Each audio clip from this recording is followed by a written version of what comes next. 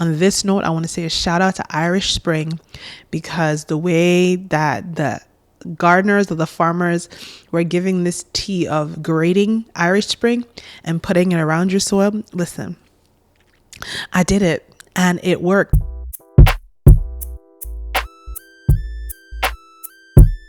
Hey, and welcome back to my channel. Today I want to share with you guys some of the lessons that I've picked up this gardening season of 2025.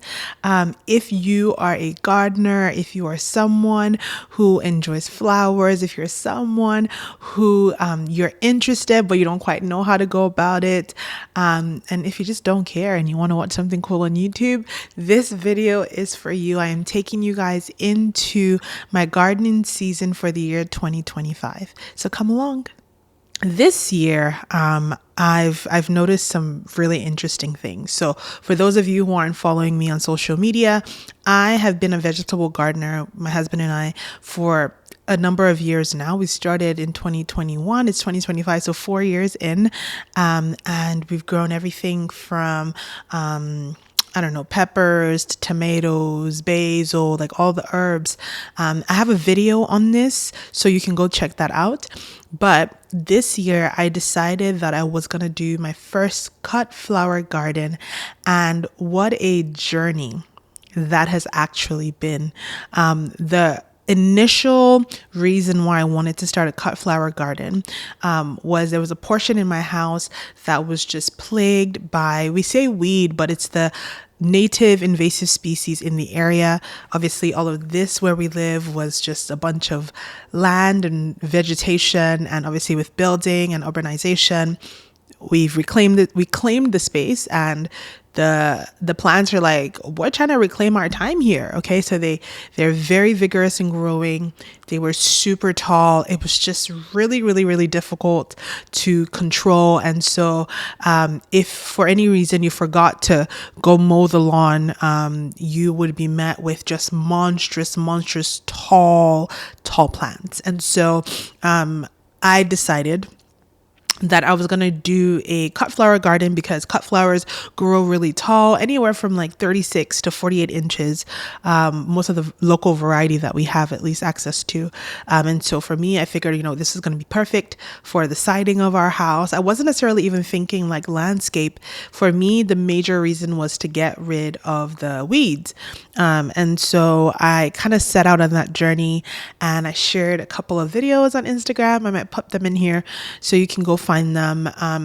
But yes, I set out, I started doing research and studying up on, what plants would work best. Also because the side of my house is partial shade. I did not really realize the extent, and that's something that I'll come to. But I started to do my research on what kind of flowers I needed to grow, where I was going to get my seeds from, and all that jazz. And so I think it was end of February, March was when I started to grow our flower seeds. March is usually when we start our veggies anyway. So I had a whole bunch of veggies and flower seeds all growing, and everything, proceeded the way that I expected to an extent. But that's what this video is about, is kind of sharing with you guys what this gardening season has taught me, what flower gardening in itself has taught me. And so if you're interested, stick around. The very first thing that I think I would say, and this is true for any gardening season, and I think anyone who grows any type of anything, vegetable or flowers, will tell you, is make a plan, but be open to that plan being changed. And I almost feel like it's the same way, obviously, like with birth, right? You make a birthing plan, and then you're just open for your labor and delivery journey to be completely different than what you initially planned. But make a plan. I think planning helps you get your thoughts out there. And so with my flowers, like I said, I kind of had like schematics even on, okay, might be where I want to grow this one, this is what I want to grow this flower. And obviously came from research, right? Like, are there plants that should be grown next to each other? It also came from like colors, like, what colors fit where. again, make the plan. But in saying being open to that plan being changed, I would say that the current look of my garden right now does not mirror the schematic and the original plan that I had. Everything from like, because I was doing, I think I grew at least 20 different flowers this year. And so whether that it was like, I planted a double click Cosmo here when I wanted to plant a single flower here, those kind of things. So obviously it doesn't look the same way, but being flexible and open to your plan changing is super, super key. But the first thing though is like make a plan. You have to make a plan. What are you trying to grow? You got to make that plan. And so I did. And in 2025, I very quickly realized obviously that not everything was going to go the way that I wanted it to. Like I mentioned previously, I grew the wrong seed in the wrong space. The other thing that happened was like I was talking about partial shade. So we have a full, like the backyard has full sun, and the side of the house where I really, really wanted to control for that weed, I had a bunch of partial shade. So some of the flowers grew, some of them didn't. Like they still haven't flowered as a recording this video. So make a plan, but be open for it to change.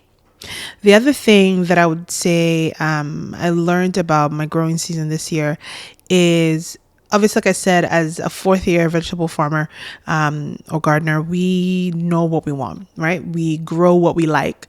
We grow what we use. We grow what we need. But one thing that I've always done every gardening season is to make space for something new. So grow what you like, but make space for something new. And so for us this year, we didn't have a huge vegetable garden per se. Well, a huge variety. Let me put it that way. We did bell peppers because we use them a lot. We did habaneros. We still have a bunch from our last planting season, like maybe 3 to 4 Ziploc full, like large Ziploc full bags. And so I just did like 2 containers this year, whereas usually I would do like 4 or 5 just as a top up, right? So I didn't have to do that many. I didn't do a whole ton of lettuce that I would. Let's see, what else did I do differently? And then I did carrots because my son really loves eating them and picking them. And then green onions and herbs. Again, those are just easy things. So I did the things that I wanted to do, but I made space for something new. And this season more so was reminiscent of that because I started my cut flower garden. And so the kind of flowers that I was growing, cosmos, zinnias, which are like, the basic besties. I even grew Lysianthus as a first time cut flower gardener, like crazy. Lysianthus, I did dahlias, I did baby's breath, I did straw flowers, I did a bunch of what am I doing with their name right now? I'm just blanking on it. Like I see it. Anyways, I don't remember what I was trying to say. I'll put a picture perhaps of what I'm trying to talk about. What else did I grow this year? Sunflowers. And going back to the first point, which is a planning thing, like I grew sunflowers, but not all the sunflowers I grew lived. And this is because they're pests. Okay. Like this year, I knew like slugs was a problem we had last year. Japanese beetles, another problem that we had last year. And so those are things I was prepared for. What I was not prepared for, guys, was rabbits and chipmunks, because they terrorized my garden this year. We figured it out, but I wasn't expecting that at all. But I'm going back to the point I was making about do what you like, what you're going to eat, what you love, and then make space for something else. The sunflower that I grew this year was an ode to my friend, sister, Vienne, who loves sunflowers. She even got to pick the ones that I grew this year. But I didn't realize how much of these rabbits are in love. Listen, there's even a sunflower in the arrangement back here. I don't know if you can see it, that I think a squirrel just like took a mouthful. So it's like a half of a sunflower. Maybe I'll put a picture so you can see what I'm talking about. It's crazy. Anyways, So that's the second point. Grow what you love, but obviously make room to learn something. I think it's just a very important thing. I've learned so much this season. I've learned so much about what plants are good companion plants. I've learned so much about what plants should not be put in the shade.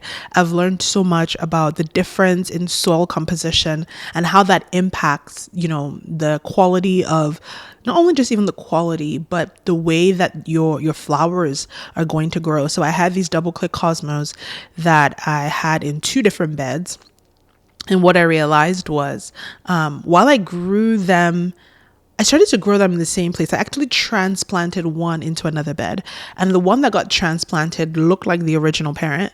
And the one that I left in my bigger bed looked like it had some kind of mutation.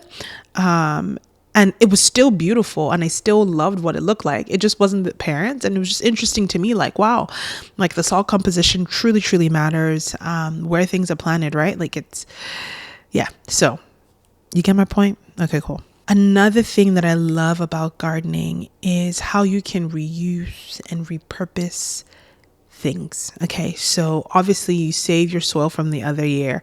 At least for us, we do container gardening and some raised beds. And so I had done some potatoes that I knew I wasn't doing this year. And so I just repurposed that into my flower garden, amended the soil.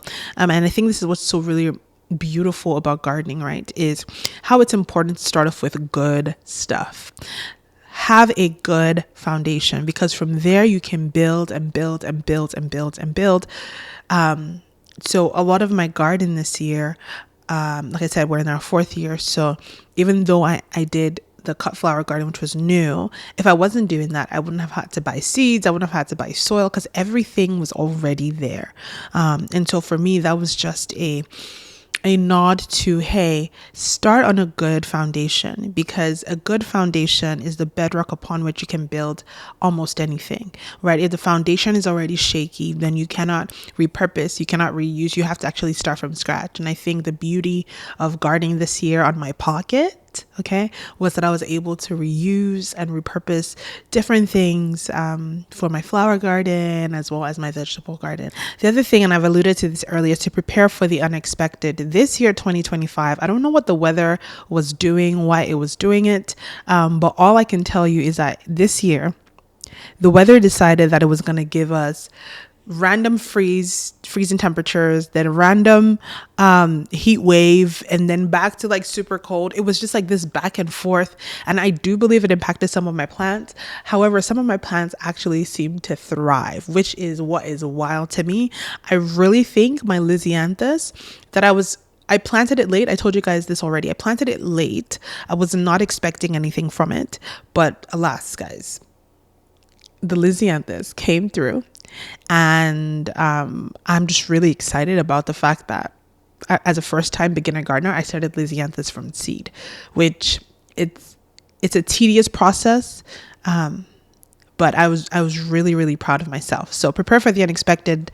I was not prepared. I was prepared for slugs. I was prepared for Japanese beetles. I was not prepared for the critters, okay, the chipmunks, the squirrels, the rabbits. I was not prepared for them. On this note, I want to say a shout out to Irish Spring, because the way that the gardeners or the farmers were giving this tea of grating Irish Spring and putting it around your soil. Listen, I did it and it worked. It kept the rabbits away. But then what kept the rabbits away, the chipmunks were like, I'm just gonna, and they literally snap off the top, like the growing center of the sunflower. Anyways, I'm gonna try it again next year, I think, and plant it in a completely different location. But be prepared for the unexpected. 2025 garden showed me to be prepared for the unexpected, to accept the unexpected, and to pivot quickly. So not only are you prepared to be surprised, you are also able to pivot. So I had to pivot and change where I grew my sunflowers. I kind of then interspersed them with my corn, so they were more shielded from the elements.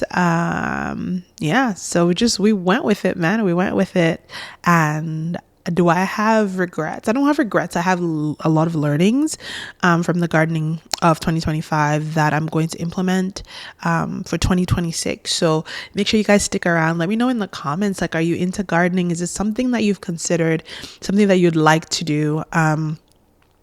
If you gardened this year, what were some of your 2025 like surprises? What threw you off? What were you expecting? And what actually happened? So yeah, I'll leave you guys now, and I'll just kind of show you guys some of the flowers and I don't know, views from my garden of 2025. I hope that you guys enjoyed, and I cannot wait. I'm already planning my 2026 spring garden. So get in the comments. Let me know if you want to do the same. If you're already considering what you want to grow, what are you going to grow? Let me know down there, and I'll see you guys in the next video. Bye for now.